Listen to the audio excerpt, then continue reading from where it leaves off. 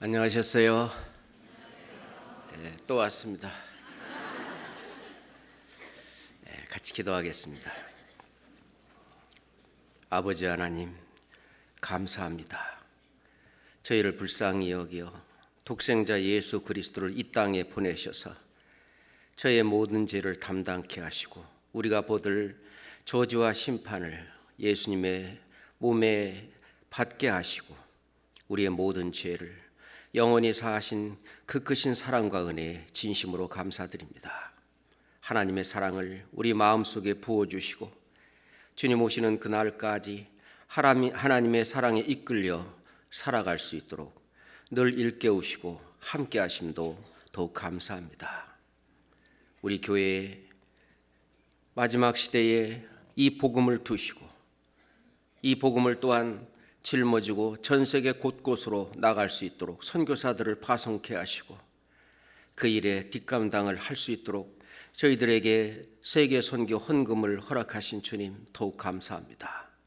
주님 오시는 그날까지 우리가 할 수 있는 최선을 다해 세계 곳곳마다 이 복음이 증거되고 전할 수 있도록 함께 하시고 도와주시고 이끌어 주시옵소서. 오늘 말씀으로 또 교훈을 받고자 합니다. 오늘 말씀을 통해서 또 내 신앙을 말씀에 비추어 돌아볼 수 있도록 인도해 주시옵소서. 예수 그리스도 이름으로 기도드렸습니다. 아멘. 성경 창세기 35장을 찾겠습니다. 성경 창세기 35장입니다. 1절부터 7절까지 말씀입니다.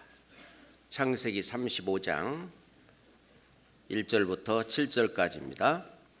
하나님이 야곱에게 이르시되 일어나 베델로 올라가서 거기 거하며 네가 네 형에게서 네 형 에서의 낯을 피하여 도망하던 때에 내게 나타났던 하나님께 거기서 단을 쌓으라 하신지라.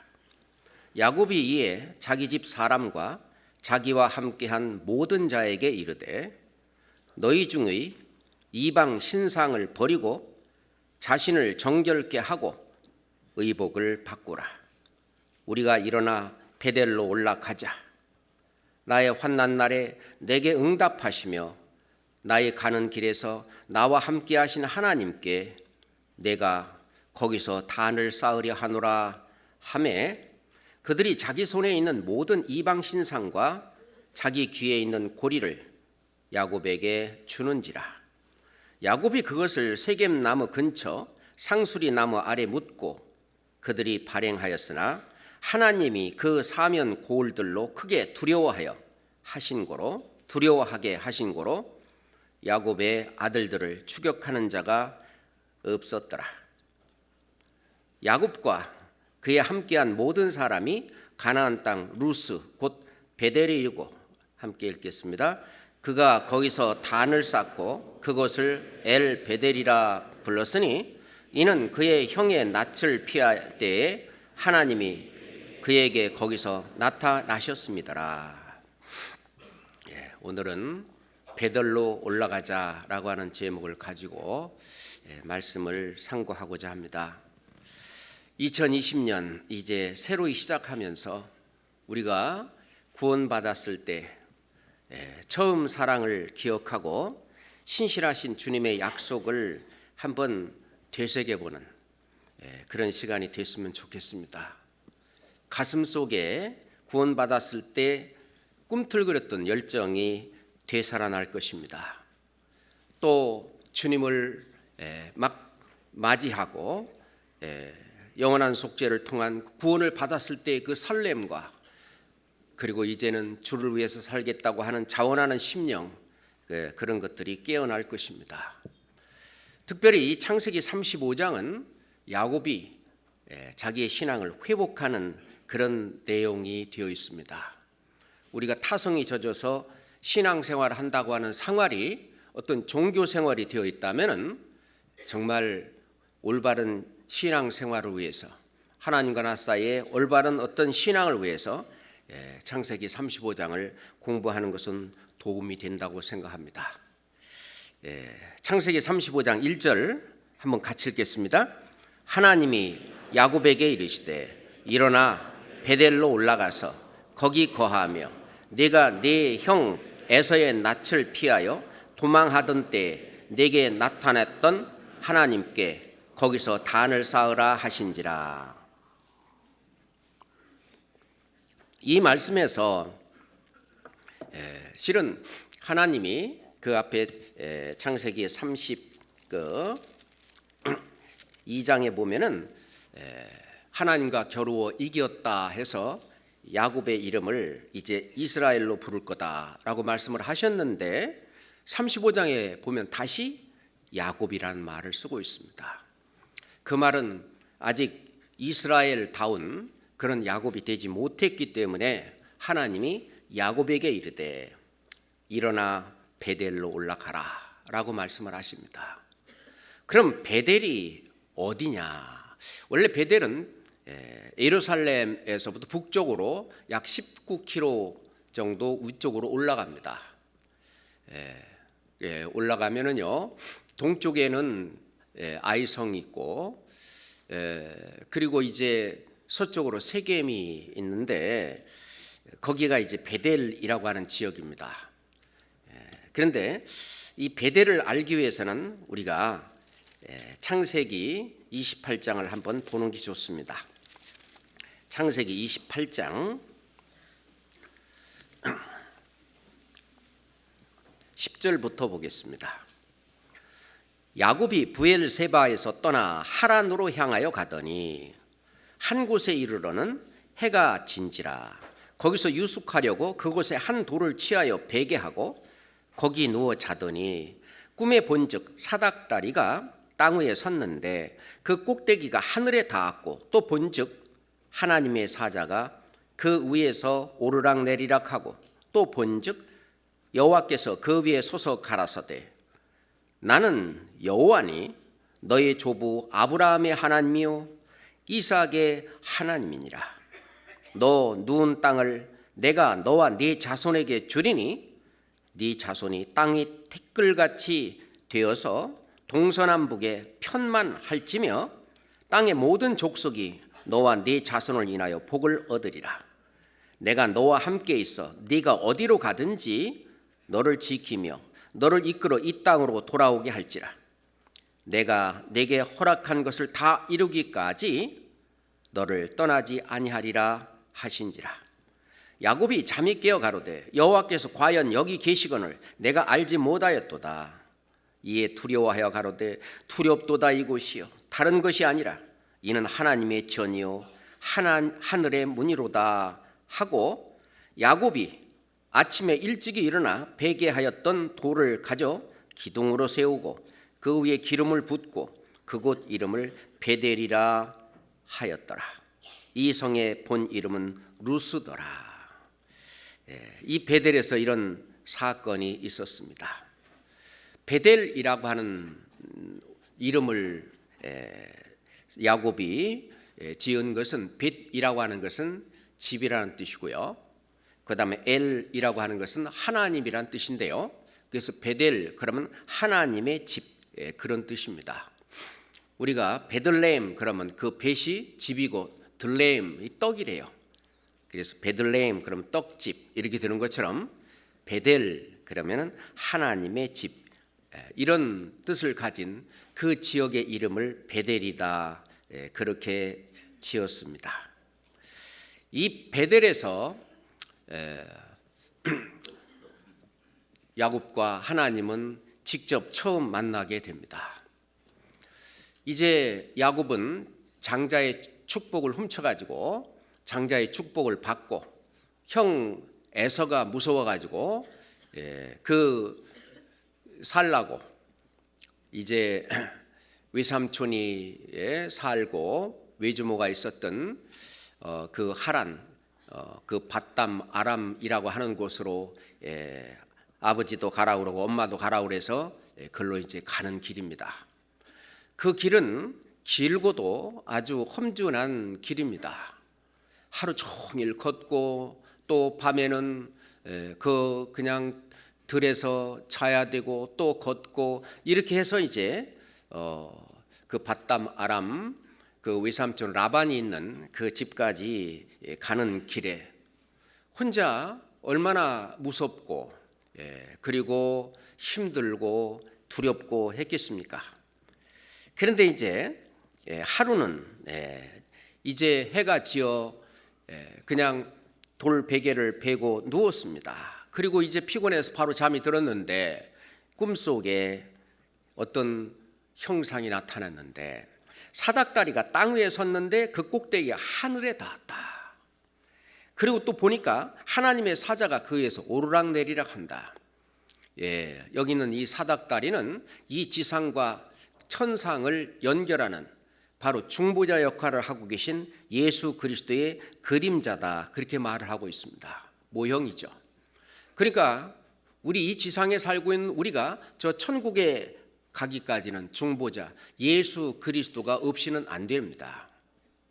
그리고 이 하나님의 사자, 이 에인절, 천사들이 오르락내리락 하는 그 모습이 이 지상과 그리고 이 천국에 계신 하나님과의 어떤 교제가 이루어지고 연결이 이루어지는 그러한 장소에서 여호와 하나님께서 직접 이 야곱에게 말씀을 하십니다. 자기를 밝히시고 나는 여호와니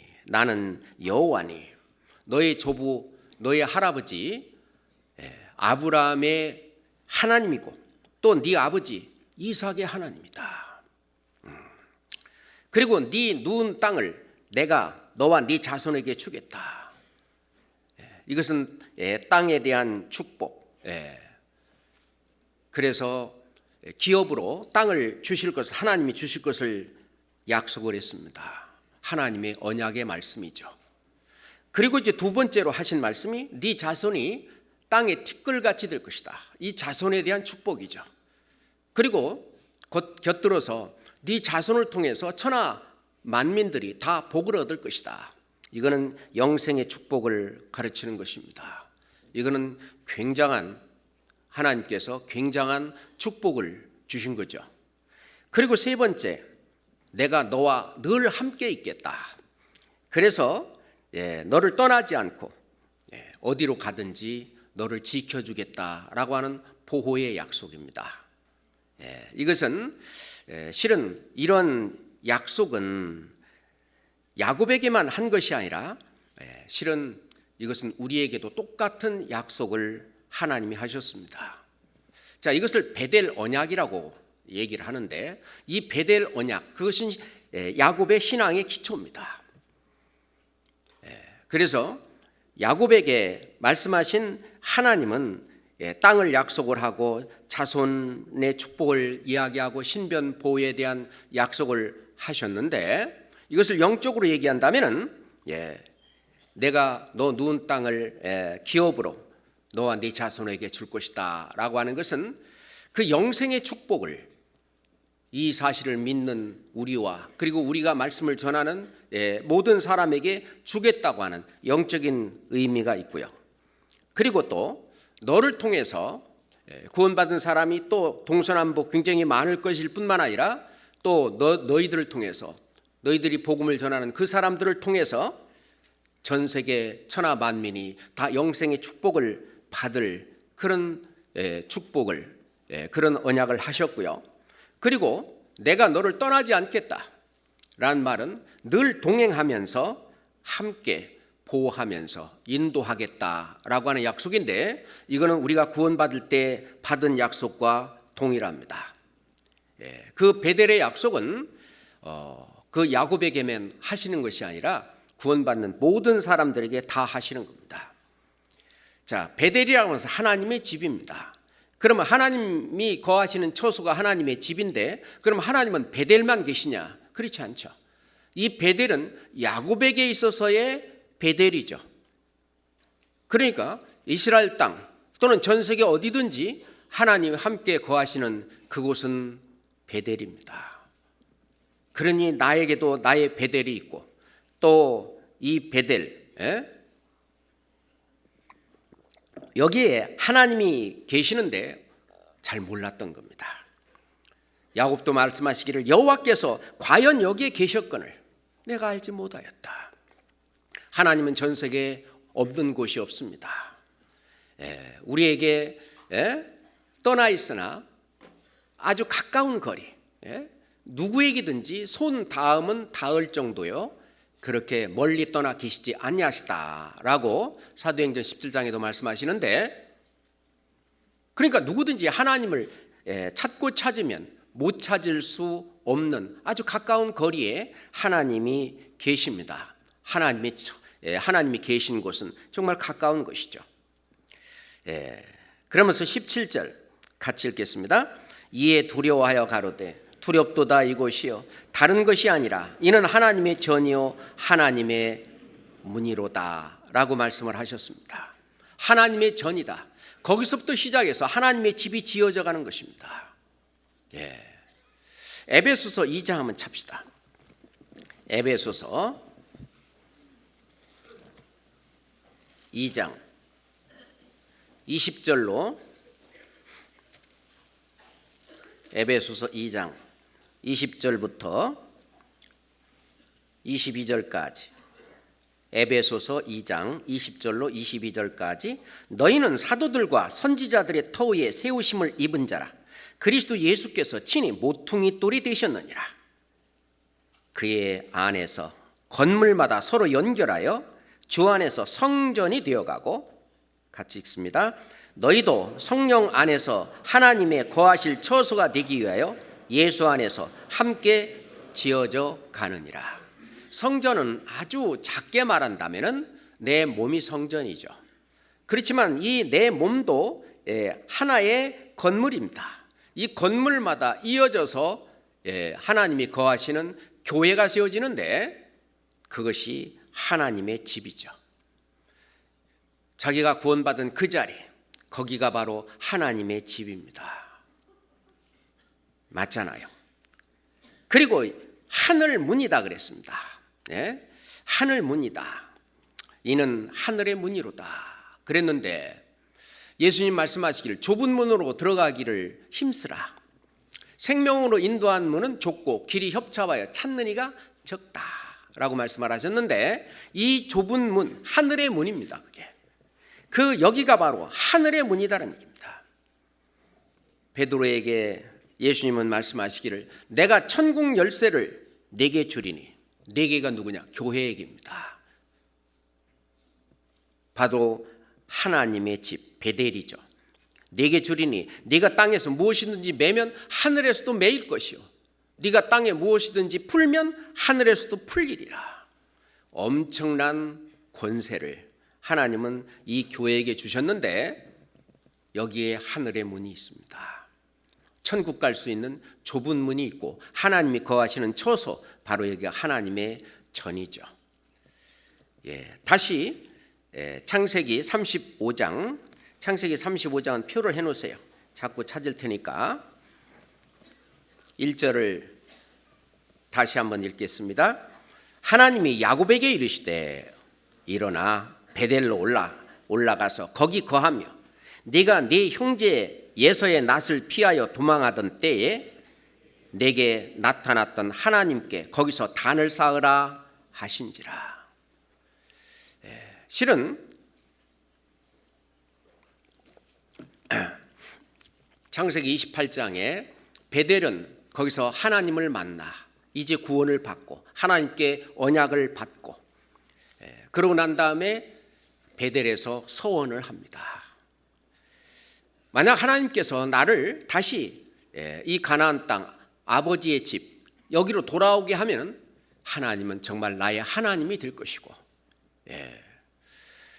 그리고 또 하나님께서 내게 주신 그 돌아오게 하면은 자기가 세운 이 돌이 하나님의 전이 되게 할 것이다. 하나님의 집에 되게 할 것이고, 또 하나, 그리고 또 하나님께서 내게 주신 모든 것에서 10분의 1을 11조를 반드시 하나님께 드리겠다라고 하는 베델 소원을 합니다.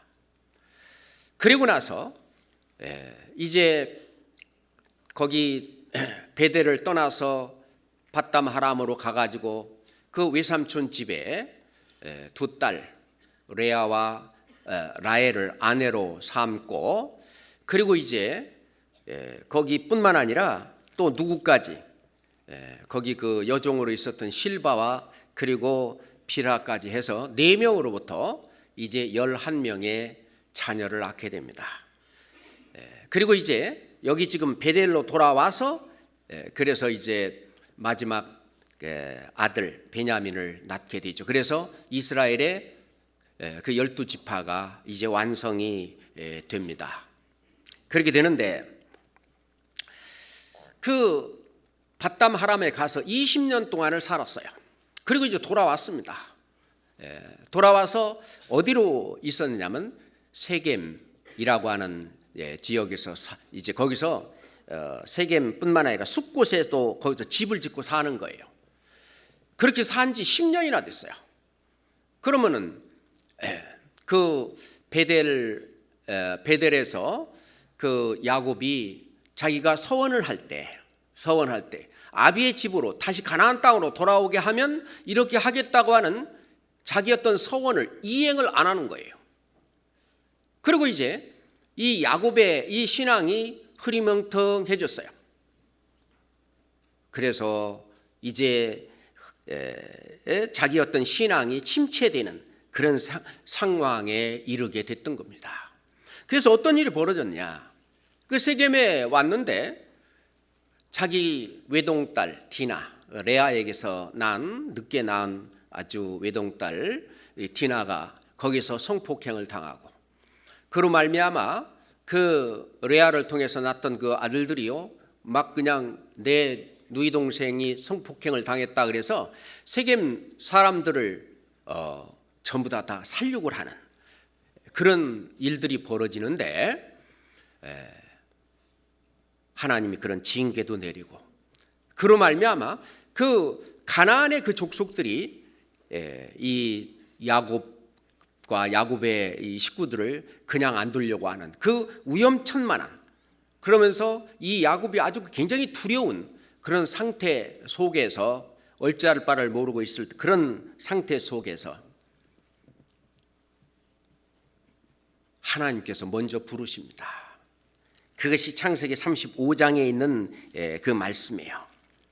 하나님이 야곱에게 이르시되, 야곱이 먼저 하나님을 찾지는 못했습니다. 그 정도로 자기 신앙이 완전히 다운돼 가지고 그 세상을 즐기고 죄악을 즐기고 하는 그 속에 있었던 것입니다.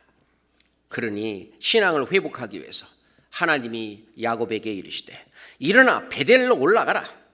그리고 세겜에 있지 말고 베델 거기 거하며 거기 거해라. 그리고 거기서 네가 네 형의 낯을 피하여 도망하던 때에 내게 나타났던 그 하나님께 거기서 단을 쌓으라 라고 말씀을 하십니다. 우리가 신앙이 무디어지고 신앙이 침체가 되고 어떤 자기 생활이 어떤 습관화되고 타성화돼서 그 하나님의 큰 사랑과 그 구원의 즐거움이 빼앗겼을 때에는 항상 다시 원위치로 돌아가서 거기서부터 다시 시작해야 됩니다. 아브라함도 그랬어요. 아직 하나님이 아브라함이라고 이름을 고쳐주기 전에 아브람. 성경 창세기 12장 보겠습니다. 창세기 12장에 보면은 그 우르에 살고 있는 아브라함에게 너는 본토 친척 아비 집을 떠나 내가 네게 지시할 땅으로 가라 해가지고 가나안 땅에 왔습니다. 6절 보시죠. 아브라함이 그 땅을 통과하여 세겜 땅 모래 상수리 나무에 이르니 그때 가나안 사람이 그 땅에 거하였더라. 여호와께서 아브라함에게 나타나 가라사대 내가 이 땅을 네 자손에게 주리라 하신지라. 그가 자기에게 나타나신 여호와를 위하여 그곳에서 단을 쌓고 거기서 단을 쌓고, 이 단을 쌓는다고 하는 것은요, 거기에는 피 흘려 죽이는 그 제물이 있는, 제사가 있는 곳입니다. 그거는 하나님과의 올바른 관계를 맺기 위해서 피 흘림이 없은즉 사함이 없느니라. 그래서 피 흘려 제사를 드리고 하나님께서 내 모든 죄를 이렇게 용서해 주시고 대신 이 짐승이 피 흘려 죽었으니, 그래서 하나님과의 올바른 관계를 회복하는, 그게 이제 단을 쌓는 거죠. 하나님께 거기서 단을 쌓으라. 거기서 이제 단을 쌓았습니다. 그랬는데 9절에 보니까 점점 남방으로 옮겨갔더라. 10절에 그 땅에 기근이 있으므로 아브라함이 애굽에 우거하려 하여 그리로 내려갔으나 이는 그 땅에 기근이 심하였습니다. 기근이 심하니까 점점 아래로 내려가서 애굽까지 내려갔습니다. 애굽까지 내려가서 자기 아내 사례를 완전히 빼앗길 뻔한 사건이 벌어집니다. 완전히 신앙이 침체되고, 실은 하나님의 말씀대로 하나님이 내려가라고 하기 전에는 내려가지 말고, 그 기근이 있어도 하나님이 어떻게 해주실 거니까 하나님 앞에 기도하고 간구하고 했어야 되는데, 그러지 않고 내려가서 이런 치욕스러운 일들이 벌어집니다. 그래서 다시 이제 아내를 빼앗길 만한 그런 사건이 있었는데도 또 하나님이 개입하셔서 다시 아내도 되찾고, 그리고 이제 하나님께서 그 바로에게 큰 재앙을 내려가지고 거기에 육축과 어떤 금, 은 같은 것도 보태서 이렇게 돌아오게 합니다. 돌아와서 13장에 보면 13장 3절에 보면 그가 남방에서부터 발행하여 베델에 이르며 베델과 아이 사이에 전에 장막 쳤던 곳에 이르니 그가 처음으로 단을 쌓던 곳이라. 그가 거기서 여호와의 이름을 불렀더라. 그리고 18절에 보면 이에 아브라함이 18절 장막을 옮겨 헤브론에 있는 마므레 상수리 수풀에 이르러 거기서 거하며 거기서 여호와를 위하여 단을 쌓았더라. 그러니까 아브라함도 예전에 하나님께 단을 쌓으면서 제일 처음에 하나님과의 올바른 관계를 맺었던 그 자리로 다시 돌아와서 거기에서 다시 신앙을 완전히 회복합니다. 그래서 하나님의 그 언약, 그것을 완전히 회복하게 되죠. 야곱도 마찬가지입니다. 하나님께서 다시 창세기 35장으로 다시 돌아갑니다. 창세기 35장 1절입니다. 하나님이 야곱에게 이르시되 일어나 베델로 올라가서 거기 거하며. 원래 베델로 올라가라. 세겜은 약 그 해발 고도가 375m 정도 된다고 합니다. 그리고 이 베델은 890m. 그러니까 좀 지역도 좀 높기도 높지만은 우리가 신앙적으로 영적으로 얘기한다면은 올라간다는 표현은 하나님 앞에 신앙을 회복하는 걸 얘기하고, 내려간다는 얘기는 신앙이 점점점 쇠퇴하고 침체된다는 걸 말합니다. 예루살렘에서 여리고로 내려간다. 이런 것은 신앙이 침체되고 그런 걸 얘기하죠. 여기도 마찬가지로 거꾸로 이제 베델로 올라간다. 올라간다고 하는 말은 신앙을 회복하는 것을 의미하는데 거기 거하며 라고 얘기했습니다. 하나님을 처음 만나 언약을 받았던 그곳으로 다시 올라가라고 하십니다. 다시 초심으로, 처음 사랑으로 돌아가라고 하십니다. 신앙생활을 오래 하다 보면 세상과 또는 죄와 적당히 타협하게 되고 처음의 열정은 식고 그리고 습관적인 겉모습만 남는 경우가 있습니다. 몸은 교회에 오고 봉사도 하고 찬송도 하고 교제도 하고 그리고 헌금도 하고 신앙적인 그런 어떤 행동을 하고 있지만 구원의 기쁨이 식어졌다면 우리는 다시 나의 베델로 다시 올라가야 합니다. 교회는 다니지만 마음속에 구원의 감격이라든지 하나님의 뜨거운 사랑이나 순결한 어떤 신앙을 망각하는, 잊어버리는 경우가 있습니다. 이럴 때마다 우리는 우리의 신앙을 새롭게 하고 처음처럼 회복해야 합니다. 예수님과 우리 관계는 어떻습니까? 우리는 하나님의 그 사랑을 깨닫고 구세주 예수 그리스도를 만났습니다. 그때 설레임이 있었어요. 그 가슴속에 콩콩 뛰는 그런 어떤 신앙의 열정이 있었습니다. 뿐만 아니라 하나님의 사랑을 듬뿍 받은 이 가슴 속에는 하나님의 사랑이 또 밖으로 튀어나왔었습니다. 만약 그 처음 사랑이 식어져 있다면 이 처음 사랑을 회복하는 것이 중요합니다. 모든 교회가 다 그렇게 한다면 이제 그 교회 안에서 하나님의 역사는 사라지게 됩니다. 그래서 에베소 교회를 통해서 하나님은 경고하셨죠. 요한계시록 2장 보겠습니다. 요한계시록 2장.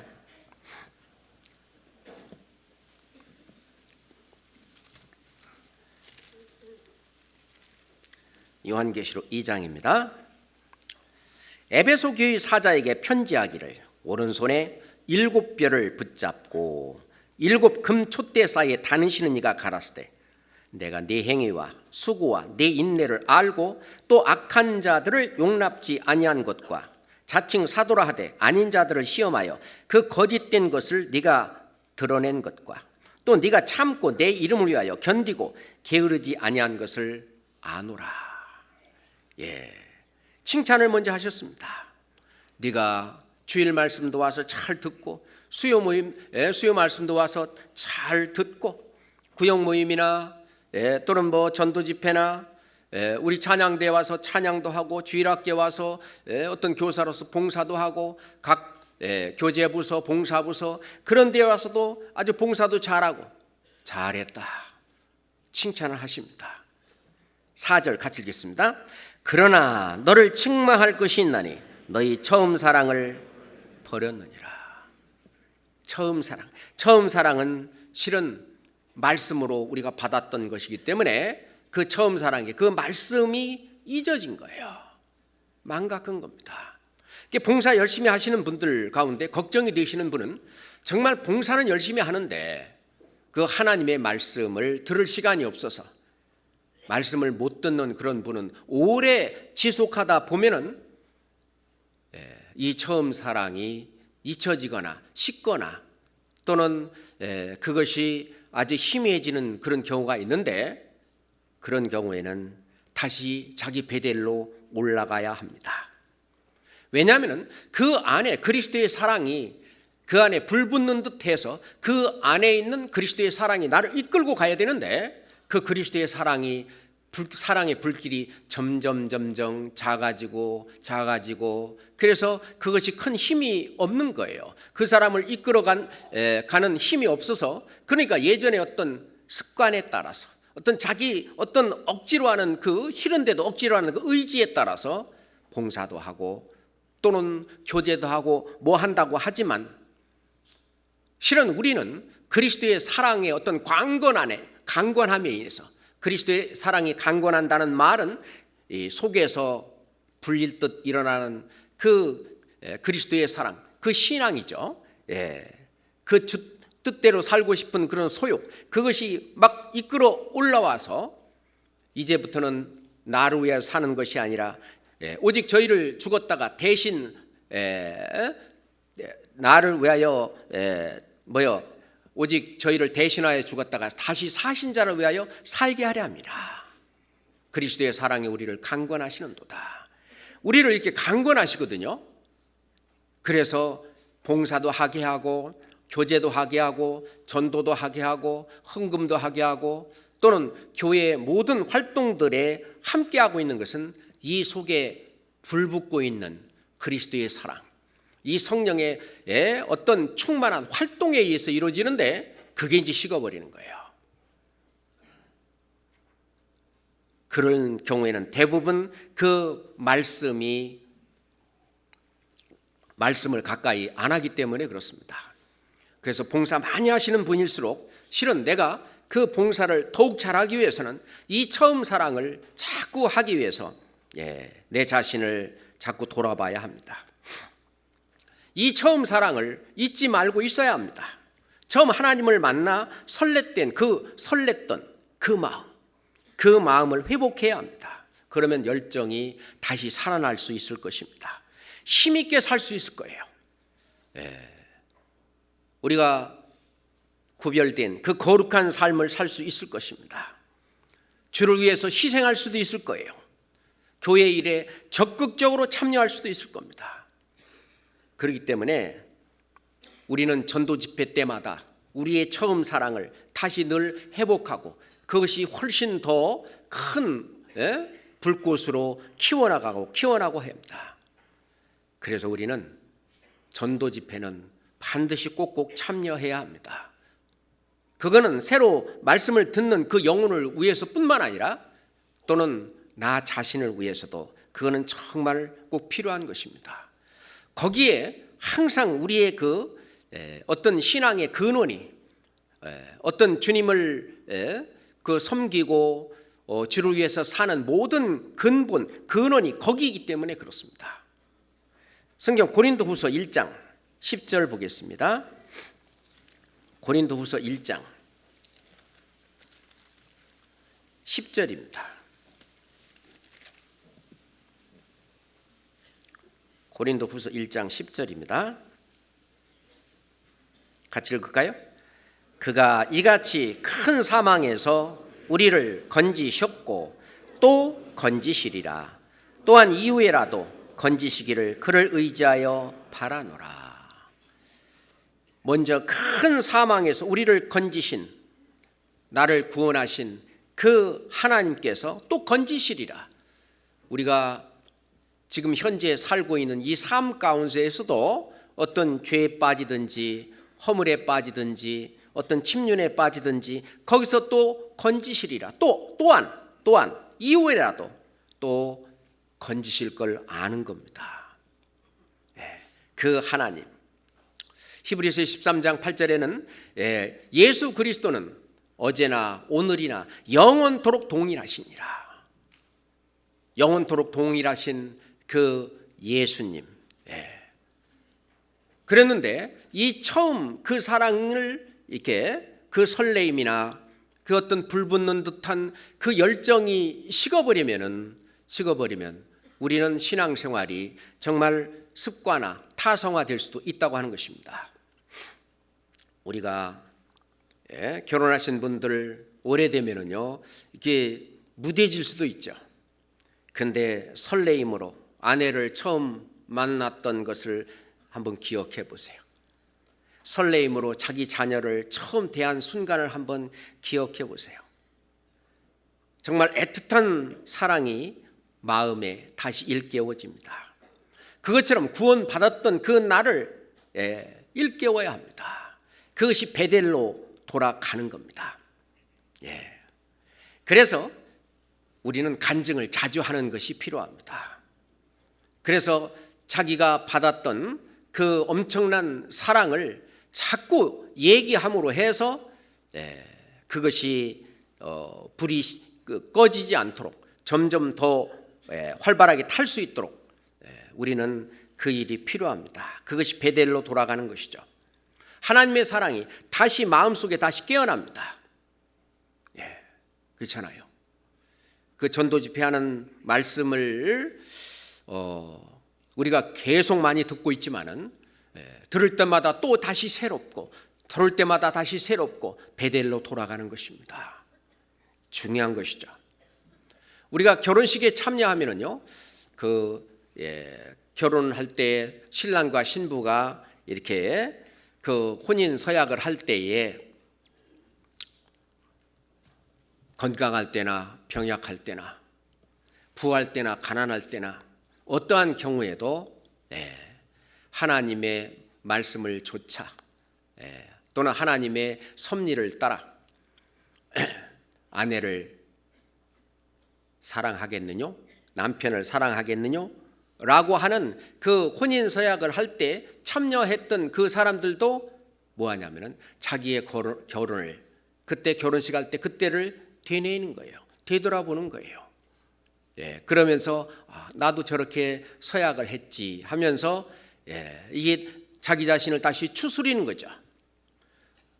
우리가 장례식은 꼭 참석해야 합니다.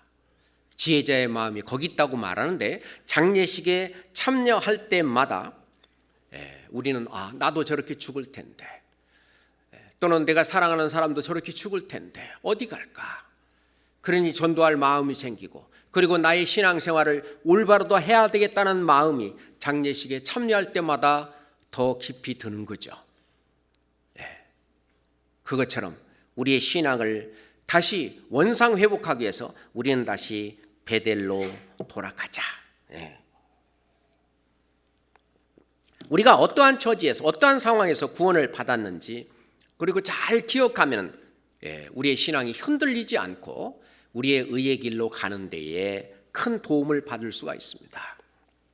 내가 이렇게 힘들고 침륜에 빠지고 세상에서는 실패하고 그랬을 때 만나주신 주님. 야곱이 자기 형 에서의 낯을 피하여 그 도망하고 그 두렵고 힘들고 어렵고 그런 혼자 쓸쓸히 있던 그 광야의 밤 속에서 꿈속에 하나님이 야곱을 만나주신 것처럼 나도 정말 이 인생이 허무하고 곤고하고 희망이 없고 정말 하나님을 알고 나니까 하나님에 비해서 나는 너무나 부족한, 너무나 연약한 그런 죄인임이 틀림없고 그렇게 아주 곤고하고, 그럴 때에 나를 만나주신 하나님을 다시 되뇌일 때 하나님의 사랑이 더욱 새롭고 더 크게 느껴집니다. 영 죽을 내 대신 돌아가신 그 놀라운 사랑 잊지 못해. 그 사랑을 까먹고 잊었을 때 우리는 베델을 기억해야 됩니다. 그를 잘 기억할 때 우리의 신앙이 날마다 새로울 수 있습니다. 그러니 그 문제 많은 그 세겜에서 떠나 베델로 올라가는 것이 필요합니다. 창세기 35장 다시 돌아갑시다. 책갈피 해놓으셨으면 금방 찾죠? 창세기 35장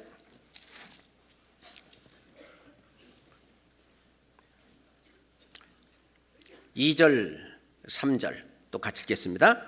야곱이 이에 자기 집 사람과 자기와 함께한 모든 자에게 이르되 너희 중에 이방 신상을 버리고 자신을 정결케 하고 의복을 바꾸라.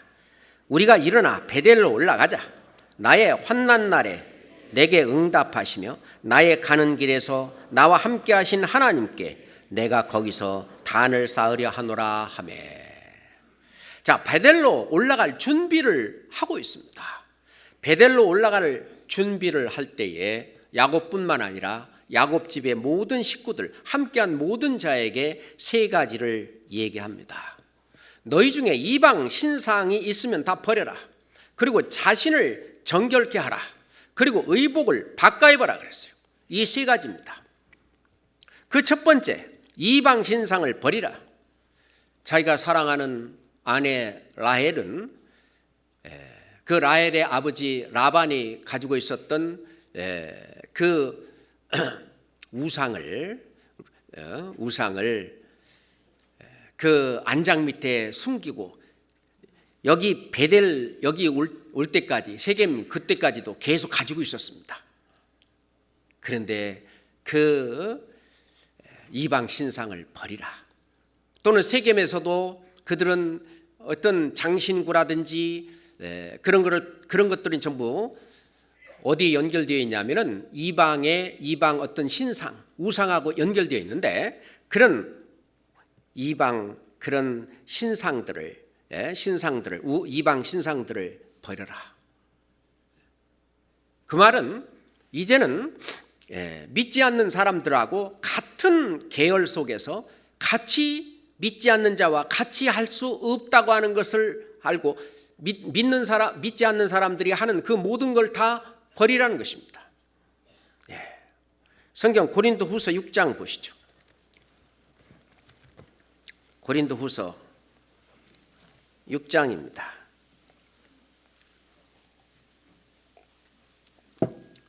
14절부터 고린도후서 6장 14절부터 16절까지입니다. 고린도후서 6장 14절부터 16절까지 함께 읽겠습니다. 너희는 믿지 않는 자와 멍에를 같이 하지 말라. 의와 불법이 어찌 함께하며 빛과 어둠이 어찌 사귀며 그리스도와 벨리알이 어찌 조화되며 믿는 자와 믿지 않는 자가 어찌 상관하며 하나님의 성전과 우상이 어찌 일치가 되리요. 우리는 살아계신 하나님의 성전이라.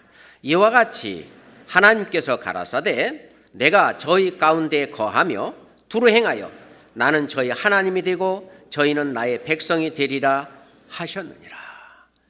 그래서 이방 사람들이 하나님을 믿지 않는 그 사람들이 소중하게 여기는 그런 우상들, 이방 어떤 신상들, 그들이 아주 소중하게 여기고 몸에 늘 간직하는 그것들을 다 버리라는 겁니다. 그리고 두 번째로 자신을 정결케 하라고 그랬습니다. 타협된 모든 죄와 모든 죄를 버리는 회개가 필요한다는 겁니다. 타협된 모든 죄를 버리는 것은 회개가 중요합니다. 회개해야만 합니다. 이 회개는 구원받기 전에 한 번 하는 그 회개가 아니고 구원받은 이후에 내가 사는 동안에 하나님과 함께 사는 동안에 이 세상과 사는 동안에 타협된 어떤 허물들, 죄들, 습관들 그것들을 버리기 위해서는 회개가 필요합니다. 회개는 후회하고는 다릅니다. 또는 반성이라고 하는 것하고는 다릅니다. 왜냐하면 에서와 가룟 유다도 후회하고 눈물도 흘리고 그랬지만은 회개하지는 않았습니다. 히브리서 12장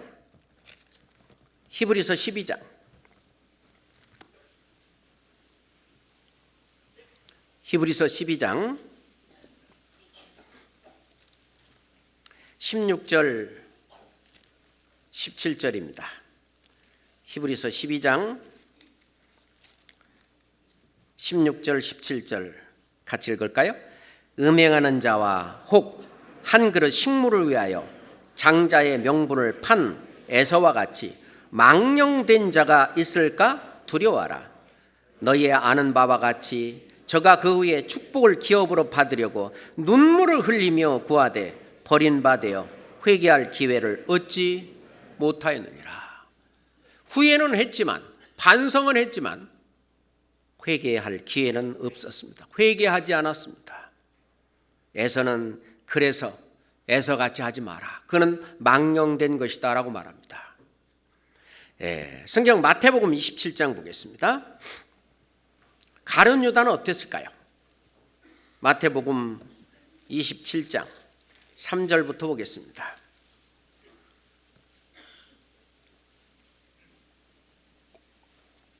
마태복음 27장 3절부터 5절까지입니다.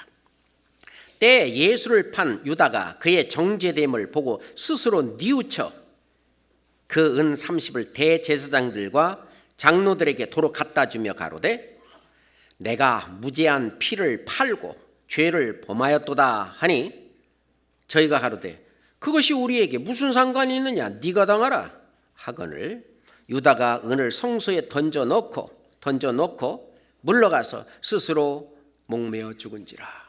후회하고 반성을 했지만 회개하지는 않았습니다.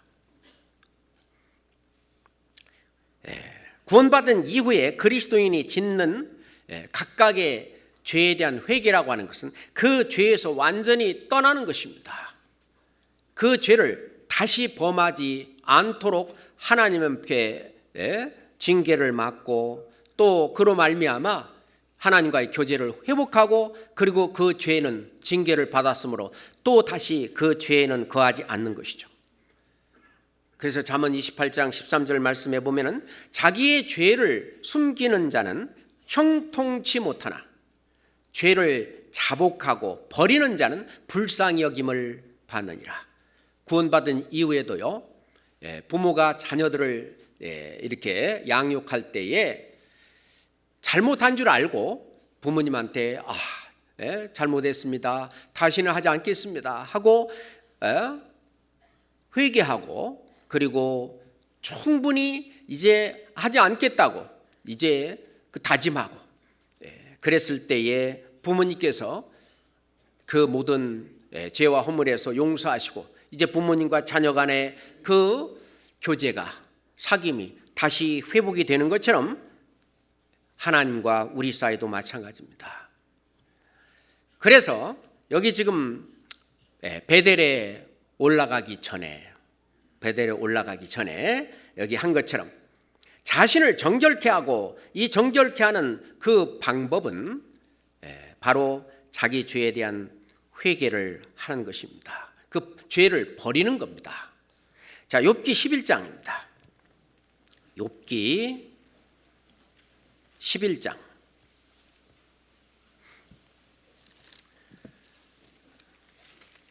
욥기 11장 13절부터 14절까지, 욥기 11장 13절로 14절까지 같이 읽읍시다. 만일 네가 마음을 바로 정하고 주를 향하여 손을 들 때에 네 손에 죄악이 있거든 멀리 버리라. 불의로 네 장막에 거하지 못하게 하라. 이게 바로 회개라고 하는 것입니다. 완전히 그 죄에서 떠나는 겁니다. 히브리서 12장 1절에 보면은 모든 무거운 것과 그리고 얽매이기 쉬운 죄를 벗어버리고 그리고 우리를 온전케 하시는 이 예수를 바라보자. 그래서 우리 신앙을 회복하기 위해서는 반드시 얽매이기 쉬운 그런 죄를 벗어버리는 것이 중요합니다. 그게 진정한 회개인데, 진정한 회개는 다시 그 죄로 돌아가지 않고 부끄러울 것이 없는 깨끗한 생활로 돌아가는 걸 말합니다. 그 다음에 세 번째, 다시 창세기 35장으로 또 넘어갑시다. 창세기 35장, 책갈피를 해놓으시면 금방금방 찾을 수 있죠. 창세기 35장, 창세기 35장 2절 다시 한번 읽겠습니다. 야곱이 이에 자기 집 사람과 자기와 함께한 모든 자에게 이르되 너희 중에 이방 신상을 버리고 자신을 정결케 하고 의복을 바꾸라. 의복을 바꾸라. 옷을 바꿔 입어야 된다는 얘기입니다. 그래서 성경은 말씀하시기를 골로새서 3장 8절에도 이제는 너희가 이 모든 것을 벗어버리라. 벗어버리라. 옛사람을 벗어버리라. 에베소서 4장 20절에도 옛사람을 벗어버리고 새사람을 입으라. 이거는 껴입는 것이 아니고 벗고 입어야 된다는 것입니다. 옛날 것은 버리고 입어야 된다는 것이죠. 자, 로마서 13장만 찾아볼까요? 로마서 13장. 로마서 13장입니다.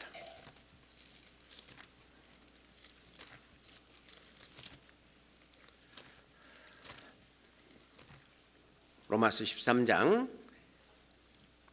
12절부터 14절입니다. 로마서 13장 12절부터 밤이 깊고 낮이 가까웠으니 그러므로 우리가 어두움의 일을 벗고 빛의 갑옷을 입자. 낮에와 같이 단정히 행하고 방탕과 술 취하지 말며 음란과 호색하지 말며 쟁투와 시기하지 말고 14절 같이 읽어요. 오직 주 예수 그리스도로 옷 입고 종력을 위하여 육신의 일을 도모하지 말라. 예수 그리스도로 옷 입는다. 어떤 분이 그 경찰복을 딱 입고 있으면 우리는 그분이 경찰인 줄 압니다. 그래서 그분에게 어떤 도움을 요청한다든지 뭐 할 수 있잖아요. 그 옷을 입었다고 하는 것은 그 사람의 신분을 가리키고 또 그 다음에 그 어떤 신분에 걸맞는 어떤 일을 수행할 수 있는 능력을 갖춘 사람입니다. 그리스도로 옷 입고 란 말은 이제 그리스도인이 돼서 그리스도인으로서 해야 될 그 일을 수행할 수 있는 그런 옷을 입는 겁니다. 그렇잖아요. 그래서 이 세 가지, 우선 이방 신상을 버리고, 그리고 자기 자신을 깨끗게 하고, 그리고 옷을 바꿔 입어라. 그리고 어디로? 이제 베델로 올라가자, 이렇게 되는 거죠. 다시 창세기 35장으로 다시 가겠습니다. 창세기 35장 3절 같이 읽겠습니다. 우리가 일어나 베델로 올라가자. 나의 환난 날에 내게 응답하시며 나의 가는 길에서 나와 함께 하신 하나님께 내가 거기서 단을 쌓으려 하노라 하매. 그러면은 이 야곱이 이제 베델을 떠나서 밧단 아람으로 가서 20년 동안 사는 동안도 하나님은 함께 안 하시냐? 함께 하셨어요. 그리고 가나안 땅으로 다시 돌아왔을 때도 함께 하셨어요. 문제는 야곱이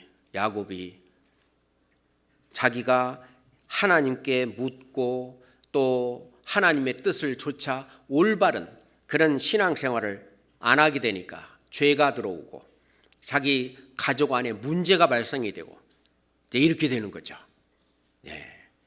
그렇기 때문에 하나님이 말씀하신 것처럼 하나님이 야곱에게 이르시되 일어나 베델로 올라가서 거기 거하며 라고 말씀하신 것처럼 이제 야곱이 그 베델 자기 서원을 이루기 위해서 이제 베델로 올라갑니다.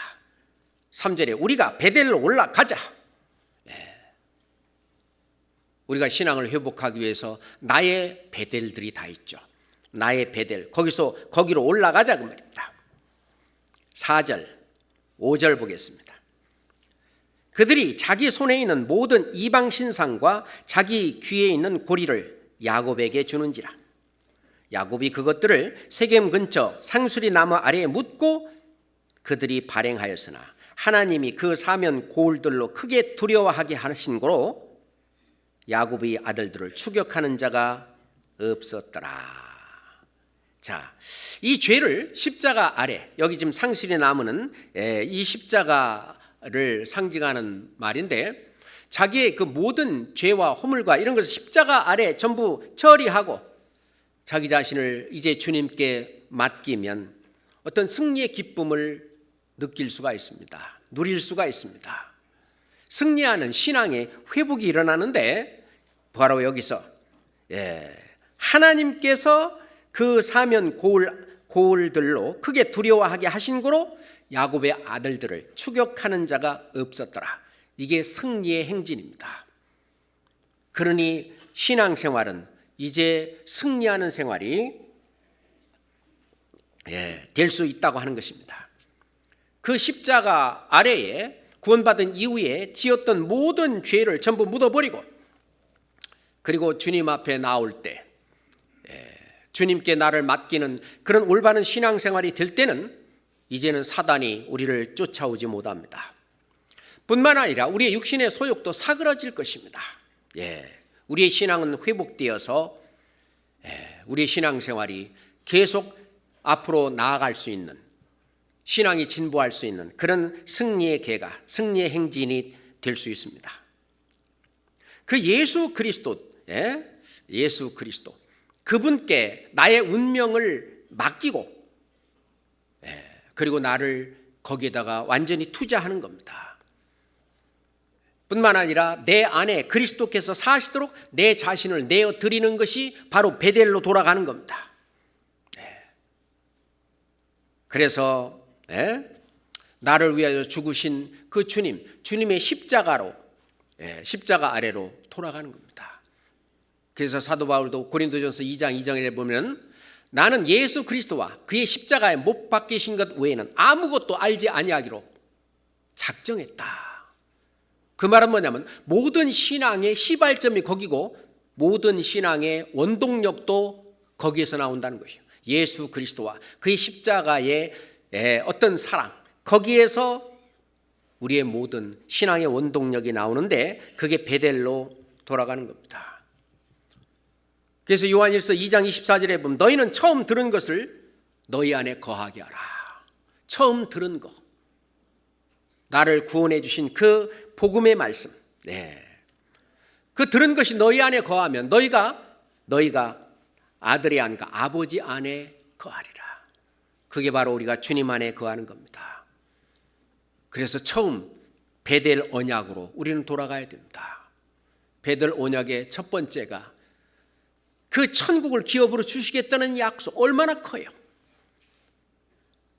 천국에서 영생 복락을 누리게 할 수 있는 자격을 주신 그 언약 뿐만 아니라 우리가 구원 전도에서 많은 영혼들이 구원을 받고 그리고 주님께서 우리를 통해서 또 많은 사람들이 복을 받게 하는, 영생 복을 받게 하는 그런 도구로 쓰시겠다고 하는 그 언약의 말씀, 얼마나 커요.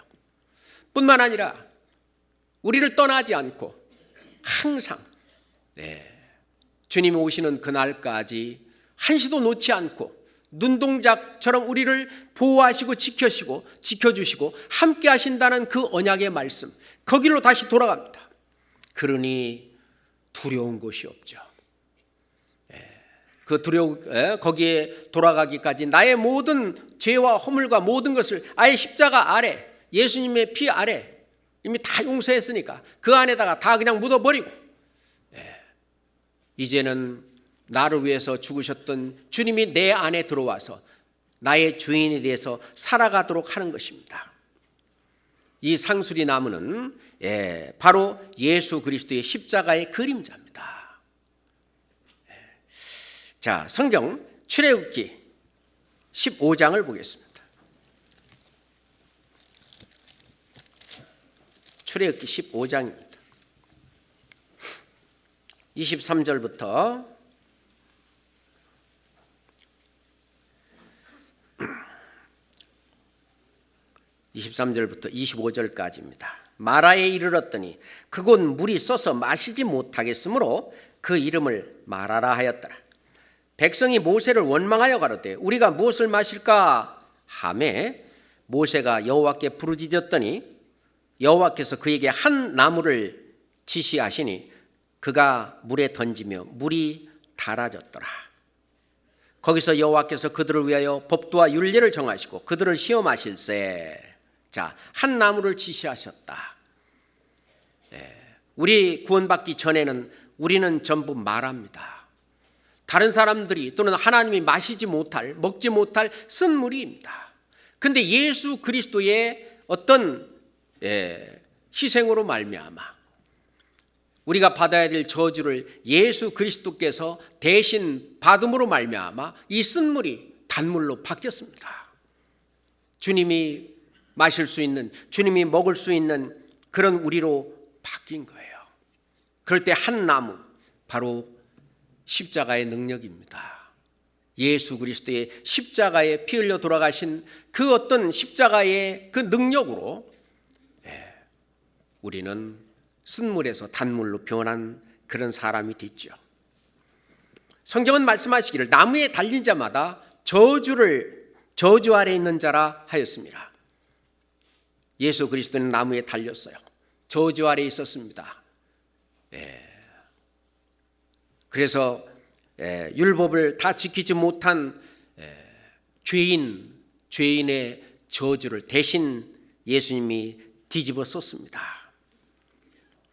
그리고 열왕기하 6장에 보면은 한 사람이 이제 엘리야의 그 생도인데 나무하러 이제 도끼를 메고 갔어요. 근데 이제 나무를 이렇게 찍는 가운데 나무 자루에서 도끼 머리가 쑥 빠져갖고 그 옆에 있는 물에 빠져버렸습니다. 아이고, 이 도끼는 내 것도 아니고 빌려온 건데 하고 이제 울고 있었는데 하나님이 사람이 가로되 어디에 빠졌느냐? 저쪽에 빠졌다고. 그래서 이 엘리사가 나뭇가지를 베어가지고 물에 던지니까 도끼가 떠올랐습니다. 그 나뭇가지도 역시 십자가를 의미합니다.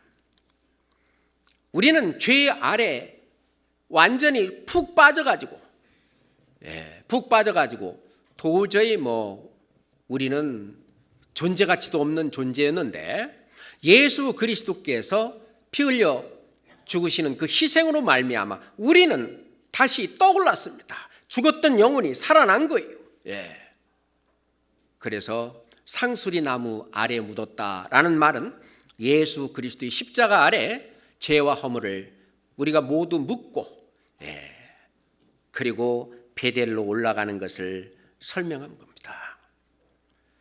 갈라디아서 5장 보겠습니다. 갈라디아서 5장.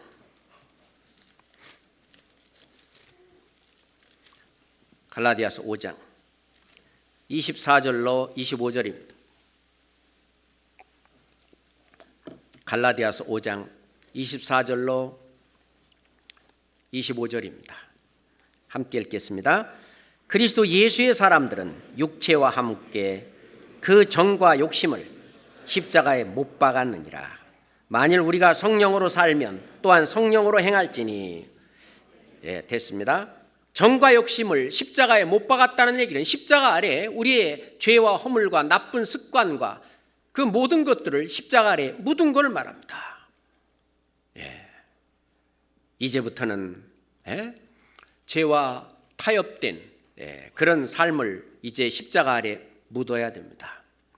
형제 자매들 앞에서 해도 괜찮은 건 상관없지만 형제 자매들 앞에서 할 수 없는 그 떳떳지 못한 그런 모든 말이나 행동은 다 죄라고 말할 수 있습니다. 몰래 숨어서 즐기는 그 모든 것들은 다 죄라고 말할 수 있는데 그것들을 다 십자가 아래 묻는 것이 필요합니다. 아프리카 선교를 갈 때 우리들이 하는 얘기가 있습니다. 저 아프리카에 내가 버리고 싶은 거 한 가지만이라도 아프리카 땅에다 묻어놓고 오자. 멀리 묻어놨으니까 안 따라오겠지. 우리가 십자가 아래 완전히 묻고 결심을 해야 됩니다. 이 단을 쌓는다는 것은 하나님 앞에 이제 올바른 관계를 다시 그 피 흘리는 죄사를 통해서 회복하는 것을 말합니다. 피 흘리는 죄사를 통해서 내가 하나님과의 올바른 관계를 회복한 것은 내가 믿음에 있는 건데 그리스도 예수가 내 안에 계셔서 나의 주가 되시는 거예요. 내가 만약 자동차라면은 내 몸이 자동차라면은 나의 영혼은 나의 운전사입니다. 그러니까 내가 나 자신을 운전하면은 좌충우돌 잘못될 수도 있지만 이 운전수를 만약에 예수님에게 예수 그리스도에게 운전대를 딱 맡기게 되면 그렇죠? 예수 그리스도가 천성에 이를 때까지 나를 운전하고 갑니다. 예수 그리스도가 성령이에요. 그게 성령이 충만된 겁니다. 그게 경건한 생활이에요. 그게 경건에 이르기를 연습하는 것입니다. 그게 내 자신을 내 몸을 하나님께 드리는 거룩한 산 제사고 그게 영적 예배입니다. 그렇잖아요. 그래서 내 자신을 주님한테 맡기는 이게 정말 중요한 건데 예수님께 내 자신을 그렇게 맡기면 천생에 이를 때까지 내가 좌로나 우로나 치우치지 않고 올바로 신앙생활을 할 수가 있는 거예요. 앞서간 우리의 믿음의 선진들은 다 이렇게 자기 자신을 예수님께 드렸습니다. 예수 그리스도에게 자기의 몸을 자기의 삶을 드렸습니다. 그래서 주님은 그들을 통해서 하나님의 뜻을 이뤄냈습니다. 그렇잖아요. 우리는 우리의 모든 염려를 다 내가 다 안고 있는데 그러지 말고 베드로 사도는 베드로전서 5장 7절에 너의 모든 염려를 다 주께 맡겨 버리라. 맡겨 버려버린 거예요. 주님이 알아서 하시도록. 얼마나 좋겠습니까? 그게 바로 이제 단을 쌓는 거예요. 단을 쌓은 것은 하나님과의 올바른 관계는 주님이 내 안에서 역사하시는 내 몸이 될 때 그게 올바른 관계가 성립된 것입니다. 다시 창세기 35장으로 돌아가죠. 창세기 35장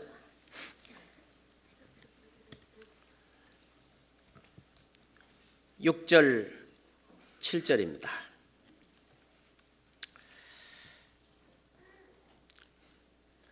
사절에 있는 대로 우리의 모든 이방 신상과 귀고리 이런 거 자신을 정결케 하고 의복을 받고 있고 이렇게 하면은요 야곱의 아들들을 추격하는 자가 없는 것처럼 저희들의 신앙생활은 이제 성공하는 그런 승리의 행진이 될 수 있겠습니다. 6절에 야곱과 그와 함께한 모든 사람이 가나안 땅 루스 곧 베델에 이르고 그가 거기서 단을 쌓고 그것을 엘 베델이라 불렀으니 이는 그의 형의 낯을 피할 때에 하나님이 그에겐 거기서 나타나셨습니다. 거기에 그곳을 엘 베델이라 불렀다. 이 그냥 베델입니다. 근데 엘 베델이란 말은 베델이 하나님의 집이죠. 하나님의 집에서 만났던 그 하나님을 다시 재차 배웠다는 그렇게 배웠다, 만났다, 다시 신앙을 해보겠다 이런 뜻으로 엘 베델 이렇게 말을 하는 것입니다. 다시 말해서 엘 베델이라는 말은 하나님의 계신 하나님을 뵙는 거죠. 그 말은 그냥 뵙는 것뿐만 아니라 내 안에 계신 이 주님이 나를 주관하도록 내 자신을 내어드리는 거예요. 그것이 신앙을 회복하는 것이고 그렇게 되면 처음의 설렘과 기쁨이 되살아납니다. 구원의 즐거움이 되살아납니다. 그리고 주를 위해서 살고 싶은 그 욕망이, 그 소욕이, 그 소원이 새록새록 샘솟듯 올라오는 거예요. 이제부터는 내가 산 것이 아니라 내 안에 그리스도께서 사신 것이다. 그게 되는 것입니다. 예수님은 어땠습니까? 예수님은 하나님이셔요. 그런데 예수님께서도요 자기를 비어 종의 형체를 가져 사람의 모양으로 나타나셨기 때문에 예수님이 하나님이시지만 예수님이 자기 뜻대로 자기 마음대로 말씀 안 하셨어요. 전부 다 말씀하시는 것마다 하나님께 받아 말씀을 하셨고 자기가 어떤 이적과 기적을 행할 때에도 하나님께 받아서 했어요. 하나님이 자기를 통해서 하시도록 그거를 사도 바울은 본받았습니다. 내 몸을 주님께 내어드리는 예수님이 그렇게 하셨듯이 요한복음 14장 한번 봅시다.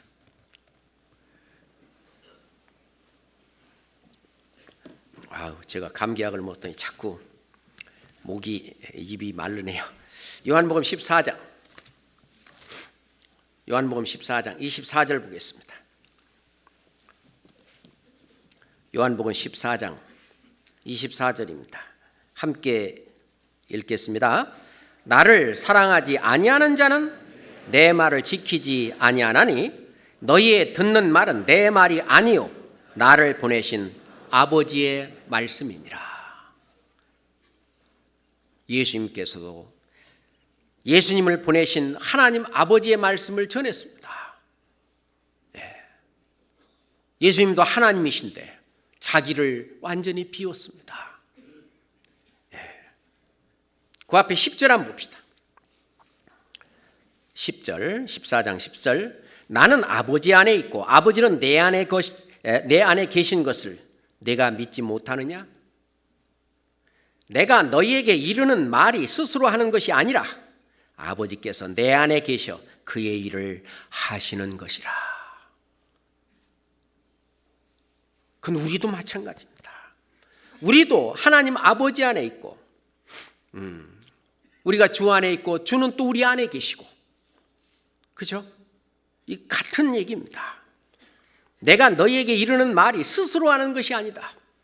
아버지께서, 하나님 아버지께서 예수 그리스도 안에 계셔서 하나님 아버지가 예수 그리스도의 몸을 통하여 그의 일을 하시는 것이라. 그래서 이제부터는 내가 산 것이 아니요 내 안에 그리스도께서 사신 것이라. 그 말씀이 되는 거죠. 그거를 사도 바울은 하셨습니다. 그래서 고린도전서 11장 1절에 내가 그리스도를 본받는 자 된 것 같이 너희도 나를 본받는 자 되라 라고 말씀을 하셨습니다. 예수님께서 자기 자신을 하나님 아버지께 드렸듯이 사도 바울도 자기의 몸을 예수 그리스도께 드렸습니다. 그런 것처럼 너희도 나를 본받아서 너의 몸을 예수 그리스도께서 드리는, 그래야 신앙의 회복이 이루어집니다. 그렇잖아요. 우리도 그거는 마찬가지입니다. 예전에 옷을 벗어버리고 그리스도로 새로 옷을 입어야 됩니다. 베드로전서 2장 21절 보겠습니다. 베드로전서 2장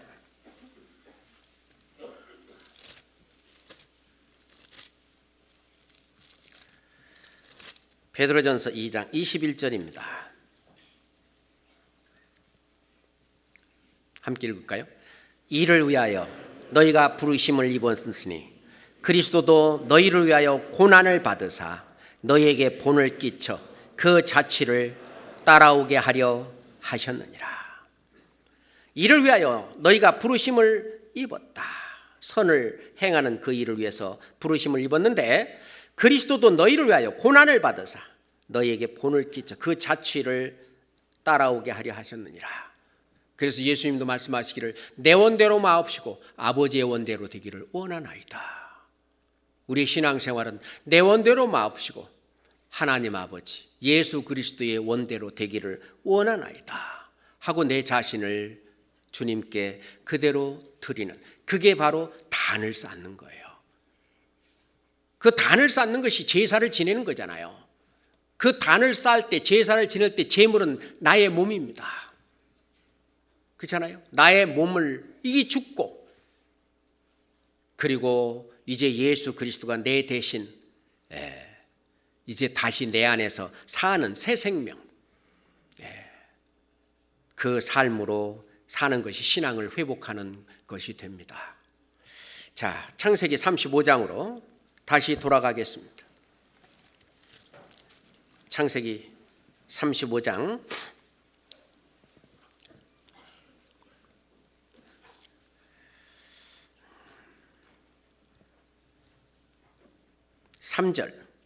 2절 3절 같이 읽겠습니다. 야곱이 이에 자기 집 사람과 자기와 함께한 모든 자에게 이르되 너희 중에 이방 신상을 버리고 자신을 정결케 하고 의복을 바꾸라. 우리가 일어나 베델로 올라가자. 나의 환난 날에 내게 응답하시며 나의 가는 길에서 나와 함께하신 하나님께 내가 거기서 단을 쌓으려 하노라 하매 그들이 자기의 모든 이방 신상과 그리고 귀고리, 귀에 있는 고리, 귀고리 이것들을 상수리 나무 아래에 묻었습니다.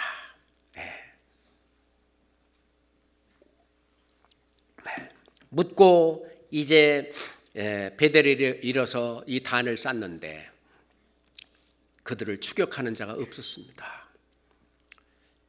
우리가 어떤 선을 행함으로 우리가 욕을 받으면 그건 아름다운 것이다. 자기 죄 때문에 어떤 욕을 받고 매를 맞으면 그게 무엇이 유익하겠느냐라고 하는 말씀처럼 그것을 처리하고 이제 베델로 올라가서 신앙을 회복하고 주님께 내 자신을 드리는 그런 한 해가 시작되었으면 좋겠습니다. 같이 기도하겠습니다. 하나님 아버지 정말 감사합니다. 예수 그리스도께서 저희의 죄와 허물을 모두 다 담당하시고 십자가에서 피 흘려 돌아가심으로 우리의 모든 죄를 영원히 다 사하신 그 은혜에 정말 감사합니다. 그리스도의 사랑을 우리 마음속에 부어주시고 천국 소망을 넣어주시고 나머지 생에 주님의 뜻에 따라 내 안에 계신 우리 성령을 좇아서 나머지 생애를 승리하는 삶을 살도록 하신 주님 정말 감사합니다. 우리가 신앙의 침체에 올 때마다 베델로 돌아가는 우리가 되게 인도해 주시옵소서. 예수 그리스도 이름으로 기도드렸습니다. 아멘.